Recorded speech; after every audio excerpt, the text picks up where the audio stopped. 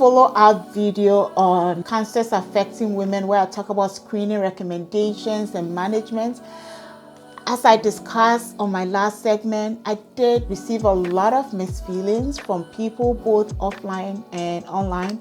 And today I want to delve deeper by sharing my personal journey of dealing with and managing cancer patients. My hope is that by sharing my experiences, I can offer some comfort and guidance to those of you who are dealing with a new cancer diagnosis or caring for someone battling with cancer. I have been in your shoes, whether as a caregiver for a loved one or as a professional in the medical field caring for somebody battling with cancer. Cancer has profoundly impacted my life. My mom passed away from cancer several years ago, my dad not too long after, and even in between, I have lost other loved ones who battled with cancer.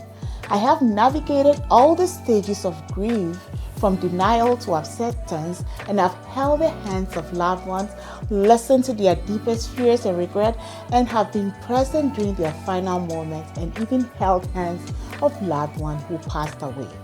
These experiences, as painful as they are, have fueled my passion to give back and help others who are going through similar struggles.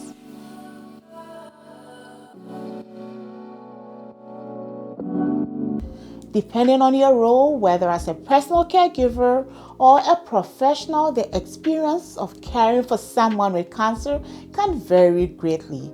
Some of us are determined to explore all possible treatment even when the prognosis is bleak.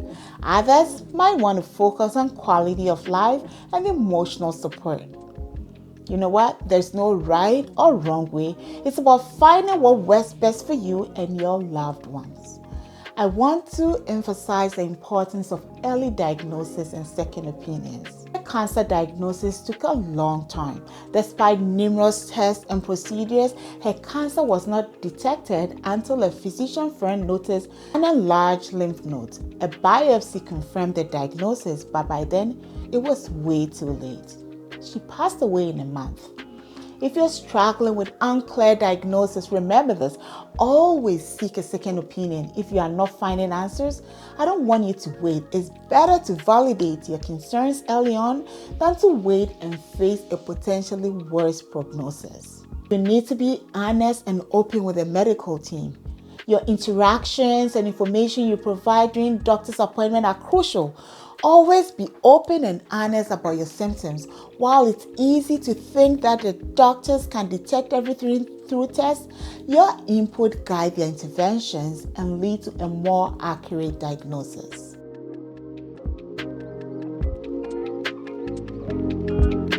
I want you to think in terms of quality time over quantity.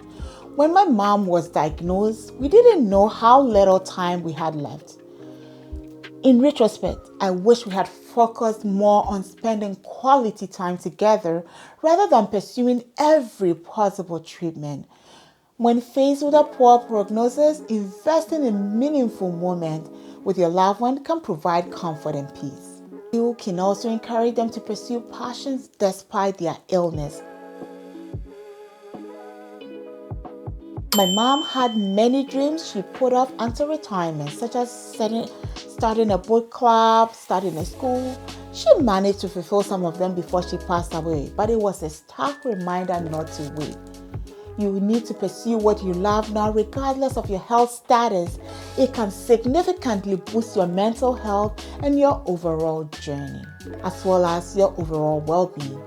Learning from my dad's experience, I would say, was very different. He was diagnosed somewhere in 2014 and he passed away not too long ago. He was determined to make the most of his time. He had time to plan his estate, ensure that everything was in order. His approach taught me the importance of planning and being proactive about one's wishes and directives. You haven't already considered setting up an enduring power of attorney and a personal directive, I want you to take some time to do that. An enduring power of attorney would seek to the financial aspect, and whilst a personal directive would detect how you want to be catered for during your last days. sadly my dad said was not directly due to cancer but to post-surgical intervention. This experience highlighted the importance of minimizing infection risks, especially for immunocompromised patients like cancer, people battling with cancer. You have to be vigilant about hygiene and management of medical devices like catheters, IV lines, anything that creates an entry to the patient site. Tip for caregivers: I need you to attend my appointment. I need you to ask questions and take notes. Be a voice by advocating for your loved one when they cannot. Organize by prioritizing tasks and keep important information handy. Breaks and make time for yourself to recharge. Consider respite care for longer breaks. Remember, you cannot give what you don't have. I need you to also stay connected, maintain relationship with friends, and accept help when offered.